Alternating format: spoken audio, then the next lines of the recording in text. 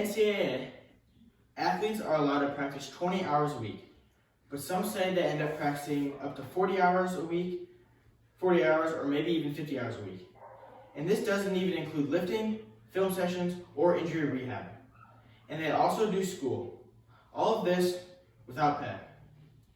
When you buy your favorite college team's jersey, that money doesn't go to the players. That goes to the university. The athletes who create entertainment, action for the school, don't get any compensation. The money goes to the school, who merely just puts a logo on the helmet or jersey. As a sophomore in high school, I would love to play football at the next level. But I also have to think about all the time I would spend without getting anything in return. Hi, I'm Ethan Schultz, and I think that college athletes should be paid because they spend countless hours improving themselves for their school and sport. The universities make millions off of their production, and players create publicity for their school. My main points will be the amount of hours the athletes spend for their sport, the amount of revenue conferences and schools make off the team and players, and how players bring in new students for their school. My first main point is the countless hours spent working on sport. In the 2014 news article, Playing College Sports, a Long Tough Job, Chris Isidore, a senior writer for CNN Business, says, up until the season starts, the workload trails off to 50 to 60 hours a week. That eases up to 40 to 50 hours a week once the season starts. Weeks with road games include 37 hours a week stretch that includes travel, practice, a 3 to 4 hour game, and sometimes a night's sleep in a strange hotel. This is my main reason why I think college athletes should be paid. They spend so much energy trying to better themselves and risk getting injured, all while their school gets millions of dollars. In the October 2019 article titled, Student Athletes Are Workers, They Should Be Paid, Brian Wakamo, who is a writer for the Institute of Policy Studies, says that, yet the NCAA put out a survey reporting that many of them work at least 30 to 40 hours a week. This really shows how bad the NCAA system is. Many people work for 40 hours in a week and get full salary and benefits. But these college students are working for their sport 40 hours a week plus school and getting nothing in return. And while they're doing this, they bring in millions for their school. My second main point is the revenues that universities make off of college athletics. The NCAA March Madness tournament is a 64-team college basketball tournament. It is the peak of all college sports.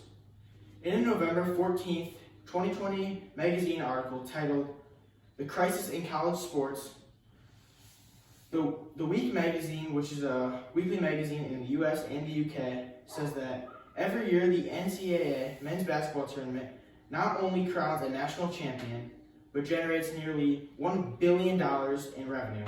This revenue comes from TV and ticket sales. Money is sent out to schools and conferences, and the NCAA keeps a large portion of this money. But the players get nothing, and the players are the one who create all the action and create fans that will watch NCAA March Madness for a lifetime. In a September 2020 magazine article titled, For the Big Ten, the money was just too tempting. The Atlantic magazine, which was created in 1857, says that without football, the Big Ten and its member schools were in jeopardy of losing up to $1 billion in revenue. There are 14 combined football teams in the Big Ten. And the Big Ten kind of screwed over its athletes in a way. They created this season that there was no room for error, with no room at the end of the season, so if a team were to get canceled, they wouldn't be able to make it up. And if a player tests positive, they had to sit out for 21 days.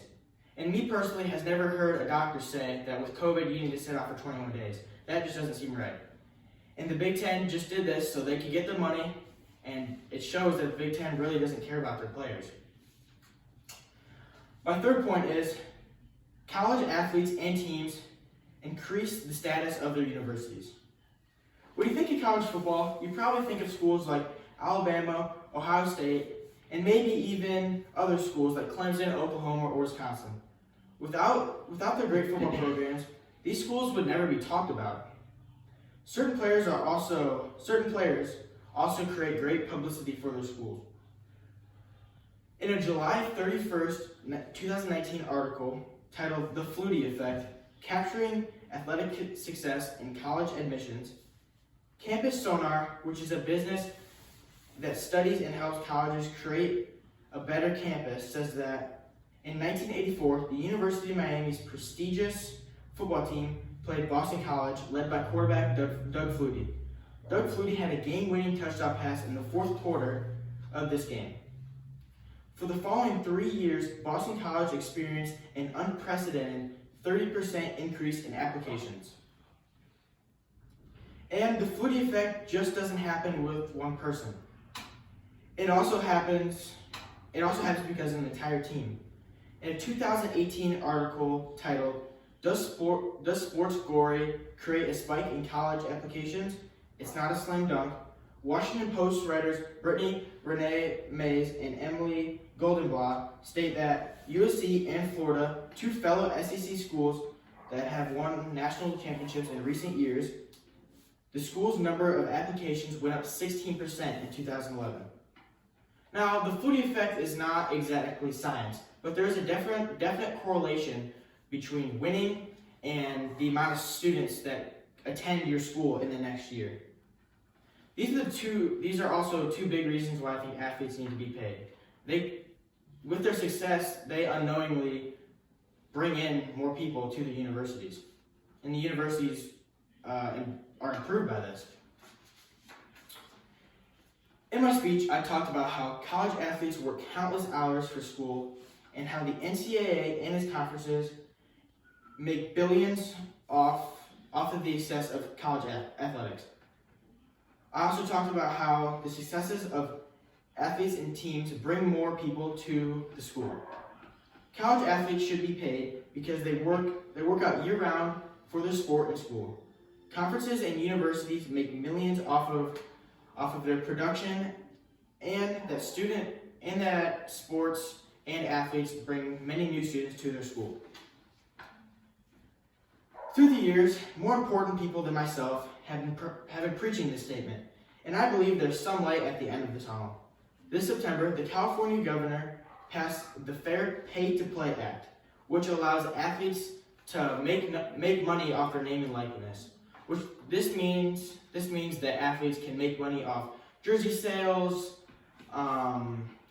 video games, and maybe even autographs. There is light at the end of the tunnel, but this act will not be put in until January 2023. Thank you for listening to my speech.